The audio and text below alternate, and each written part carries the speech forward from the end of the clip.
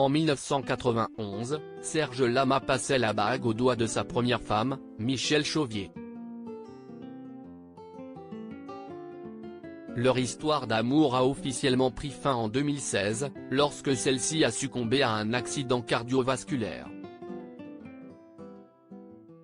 C'était un 25 octobre et elle avait 71 ans au moment de rendre son dernier souffle, dans sa maison de campagne située à Rouilly-du-Perche, dans le Loir-et-Cher.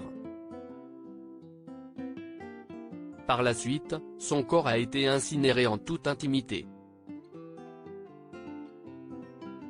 Une disparition que le chanteur qui fêtera ses 80 ans le 11 février prochain évoquera sans doute dans Serge Lama, La vie à la folie. Ce documentaire inédit réalisé par Mireille Dumas est diffusé sur France 3 à 23h10 ce vendredi 27 janvier. Cela faisait plus de 45 ans que le chanteur et parolier de 79 ans était en couple avec elle et de leur union est né un fils prénommé Frédéric, le 23 septembre 1981. Interviewé par Paris Match peu après la disparition de son épouse, le 6 novembre 2016, Serge Lama avait révélé que Michèle Chauvier était à la fois sa femme, sa mère et sa meilleure amie. Dans les colonnes de nos confrères, l'interprète du titre Je suis malade expliquait également avoir rencontré son épouse en 1969, à Chamonix, par l'intermédiaire d'une amie.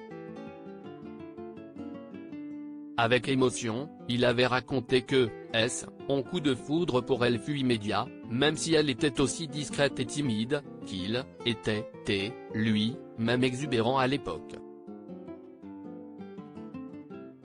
Parce qu'elle n'était pas libre, notre histoire n'a véritablement commencé qu'en 1971.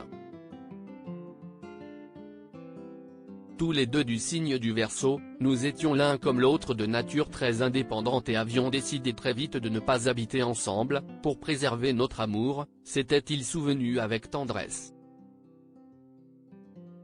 Supérieur à Serge Lama reçu à la mairie de Bordeaux, par Alain Juppé une femme presque sauvage très proche de la nature en plein deuil, il avait déclaré que Michèle était tout pour lui, et que c'était une femme d'exception, tournée vers les autres et cherchant toujours à faire plaisir. La mort de sa compagne l'avait notamment énormément attristé parce qu'il avait toujours pensé partir le premier. Elle m'abandonne si brusquement, comme ce fut le cas pour Liliane, déplorait-il en faisant référence à son premier amour, décédé dans un terrible accident de la route en 1965. Serge Lama avait également évoqué la personnalité de son épouse, qui était à ses yeux une personne indépendante, presque sauvage, qui adorait sa maison de campagne, ses animaux et ses arbres, auxquels elle parlait. Article écrit avec la collaboration de 6 médias Crédit Photo, JLPPA.